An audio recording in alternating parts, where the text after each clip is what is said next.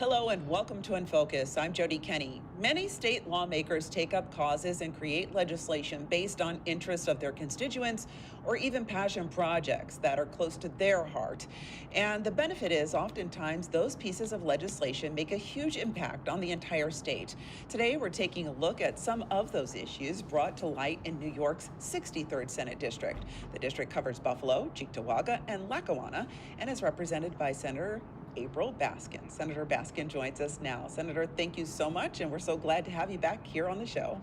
Thank you, JoDee. Thanks for having me. Okay, so I wanted to start out with one of your passion projects that got over the finish line this year, Deja's Law, in honor of your late cousin who tragically passed away at school. Can you tell everybody the intent of this new law? Yes.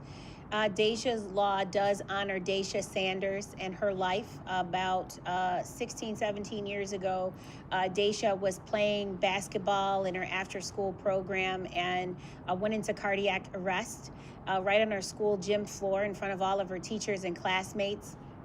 There was an AED on site at the school, but no one knew how to get the keys to access the AED. So a couple years ago, the state of New York passed legislation requiring AEDs to be inside every school in the state of New York. And when I got to Albany this past January, knowing Deja's story, I knew that wasn't enough. So Deja's Law requires every school in the state of New York to have a cardiac arrest and AED plan. And the response plan has to be submitted to the State Department of Health. And what it does is it allows for the schools to be trained and for there to be an identified person on campus to always at all times be known to access the AED should there be a student or anyone with a cardiac arrest emergency. How have schools reacted to this new law?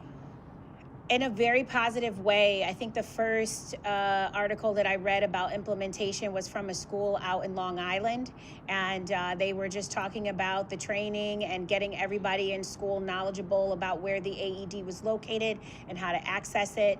A short time after that, in my hometown of Buffalo, New York, in Erie County, the representative from Erie County government tapped me on the shoulder and told me that he was getting calls from schools all across the county ready to submit their AED plans to their local health department so it can be passed along to the state. So it seems to be something that our school administrators across the state find extremely valuable, and they are implementing it, and I'm proud of that. That's amazing. Governor Hochul signed the legislation at Buffalo Bill's training camp, which is significant because Bill's safety, Damar Hamlin, was actually saved thanks to an AED and someone who knew how to use it. It was actually right there on live television. How significant is it to have someone of his popularity and status there to be a part of that signing? It was remarkable. I think Deja's family was very, very touched by the governor's compassion and the support that I received that day from my colleagues in the legislature, both in the state assembly and the state senate, who were present at the bill signing. And then, of course, yes, to have members from the Buffalo Bills administrative team there while the players were on the field at the training camp. It was really, really special. And it brought home the importance of the bill, and it definitely highlighted the importance of making sure that Deja's passing was not for complete loss, but that her legacy lives on and that we learn so much as leaders across the state from her death. So it was a really, really touching day. I want to thank the governor and my colleagues in the state and Assembly Member Solanges, who was the assembly sponsor, for getting that bill passed over the finish line in actual legislation to be implemented in the great state of New York. Another bill, your transplant bill, passed the Assembly and Senate. It allows patients to be listed on multiple organ transplant waiting lists in the state. I was actually kind of surprised about this. Why was there a need for this bill? Many people would have thought that that shouldn't have been an issue. And do you see that the governor's going to sign it? Yes, so we did get word that the bill was delivered to the governor's office to be signed. That bill was actually first introduced to me from New York State Assembly Majority Leader Crystal Peoples-Stokes.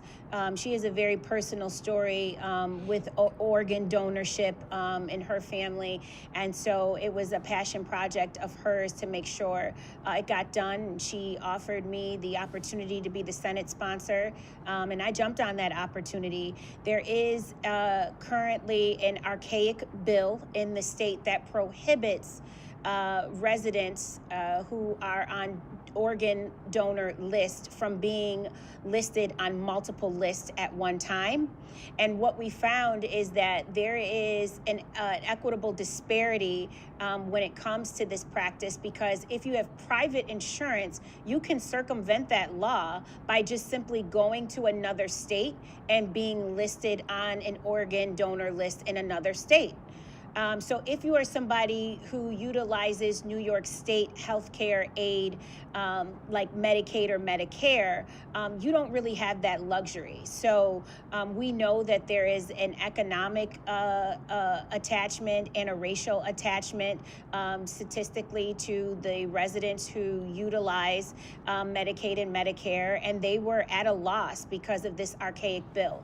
So the piece of legislation that Majority Leader Peoples-Stokes and I sponsored in our prospective houses did away with that. And now in New York State, if you are someone who needs an organ, you can be listed on multiple lists in the state of New York.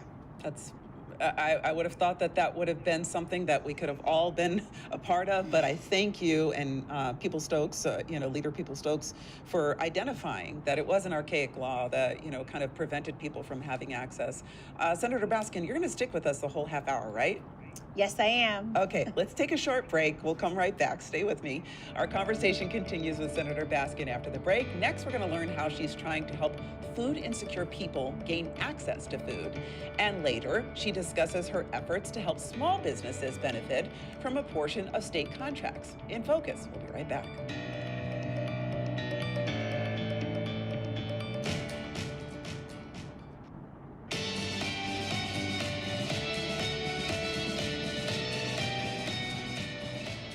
Welcome back to In Focus. We are continuing our conversation with Senator April Baskin, who represents New York's 63rd Senate District, which encompasses Buffalo, Cheektowaga, and Lackawanna. Senator Baskin, thank you so much for staying with us. Thank you for having me. Okay, so Senator, you support something called the FRESH Act. Can you tell us what that is and the status of it? Yes.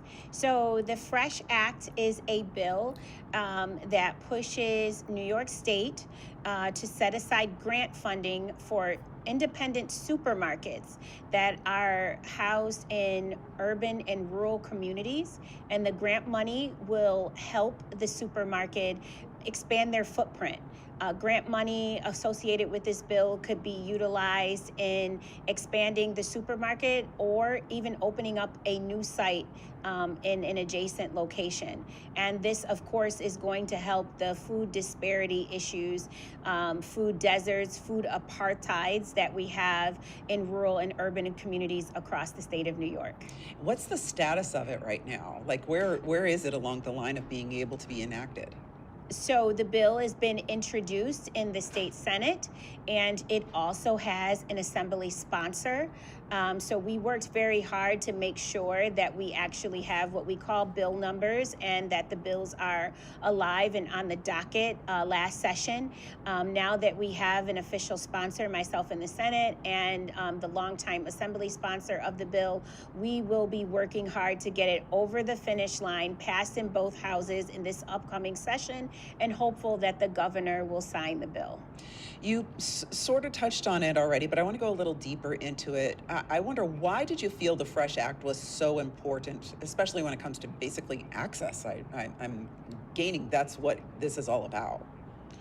The FRESH Act has actually been around for a long time. It didn't have a bill sponsor in the Senate when I joined the Senate, and I wanted to pick up the bill. I have a personal attachment to this bill after the 5/14 mass shooting that happened in Buffalo, New York in 2022. a lot of us are aware that a domestic terrorist drove to Buffalo, New York, and had his eyes set on destroying the Black community by taking as many lives as possible violently. And he targeted the Tops supermarket located on Jefferson Avenue in the historical Black community in East Buffalo. And he was able to do that because he knew that that was one of the only grocery stores that Black people had access to use in that community. So I have a passion to make sure that we are righting all wrongs when it comes to marginalization and the targeting of Black and brown lives in this country through policy and legislation. And knowing that the Fresh Act will empower more independent grocers to be able to create more grocery stores would certainly make it harder for domestic terrorists to continue to violently terrorize Black communities the way that Buffalo was terrorized back in 2022 on May 14th. I want to talk about the bed tax. Many communities have something called a bed tax. Basically, it's a hotel occupancy tax. You pushed for Cheektowaga to have that. Can you talk a little bit about how Cheektowaga didn't have one and why they need one? Sure. So right now, the town of Cheektowaga is facing from its town government a tax increase. And, you know, that breaks my heart. I live on a fixed income. I live in a single income household. And I know what it's like to not really have enough money to go around, and to find out that your taxes are going to be increased is a financial burden. So I wanted to work with the town on creating new ways to get in revenue so that they could offset any tax increases on the residents. And one thing that we know for sure is that when it comes to the Western New York region, most of our hotels are in the town of Cheektowaga. Our airport is in the town of Cheektowaga. And so when I discovered that the town of Cheektowaga had 17 hotels located within the proximity of the airport, it made sense for us to create a 3% bed tax on travelers who are traveling to the region to stay for business, for events. And that revenue will go directly to the town and help offset any tax increases and help with infrastructure projects. I feel like sometimes it's the most common sense issues that need attention and legislation. And what I see from you is that you find the most basic of issues that make total sense, and then you try to make things right.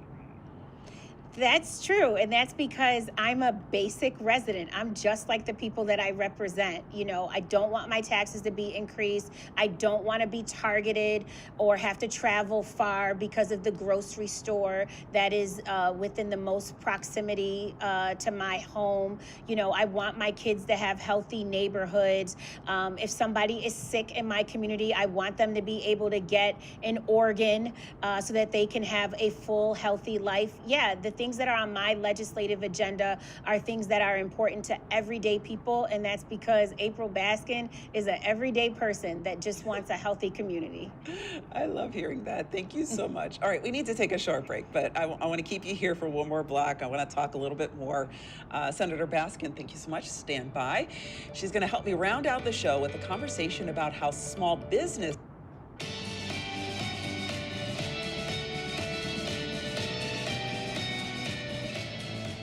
Welcome back to In Focus. We continue our conversation with Senator April Baskin, who represents Buffalo, Lackawanna, and Cheektowaga. Senator, thank you so much for sticking around. This has been a fun conversation to hear the issues you're talking about, but also just learning a little bit more about you.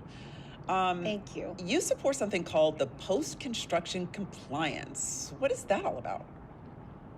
Yes, so that is my passion project. I like to tell people that's the piece of legislation that I have in my bat cave. You know, the FBI webs that we see on our favorite crime shows. You know, this is really the puzzle that I'm trying to solve as a statesman and a policymaker. And that's how can small businesses benefit more when we give big tax breaks to major development projects or big industry when they come into communities. And and that's what the post-construction compliance bill does. It would create an office in New York State that would require oversight, not just what we have right now, which is compliance on the construction phase of big construction projects and development projects, but even in the post-construction phase, once someone comes into a community and takes tax breaks from the state of New York, when the building and the construction project or the company is all polished and implemented, how are they utilizing small businesses in their operations day to day? And so that's a big question that was kind of put on my plate when the city of Buffalo and Erie County decided to engage in a new stadium deal. We knew the state of New York already had policy put in place to make sure that small businesses were utilized during the construction phase. But I said to myself, this stadium's going to be here for 30 years. That's how long the lease agreement is with the state of New York and Erie County. And throughout that 30 years, they have to buy food, they have to clean the stadium, they have to buy toilet paper, they have to have restaurants. Why not have some rules around how they're going to operate the stadium with small businesses as well? So that's what that bill is all about. Wow. As you talk about that, I am thinking about all of the small little things that even just for that one project can benefit a smaller company. And a lot of people don't know, a business can go out and bid for a contract, but if you don't have the ability to compete against these larger corporations, a lot of small businesses here in the state don't even have the ability to compete for these state contracts. So that's correct. Yeah. I find it great that you're thinking about the little businesses that want to continue to stay in the state and grow. Yeah, and one thing that the bill does call for is a right sizing of contracts for that specific reason. There are a lot of times that we do see bids come out of the state of New York, but a lot of the small businesses don't have the capacity to produce the amount of materials that are needed in these bid packages. So the Office of Post-Construction Compliance would work with the developer who took the tax break or who took the funding from the state of New York to make themselves even more of a millionaire or billionaire and say, hey, let's create a smaller RFP where maybe this cleaning company can't clean the entire affordable housing unit that you are building with state money, but they can clean 2 floors of it. And then another company can come in and clean the other 2 floors. And so the office would be focused on creating more intimate contracts that actual small businesses can compete and excel in. And where does that stand right now, actually? It sounds so revolutionary.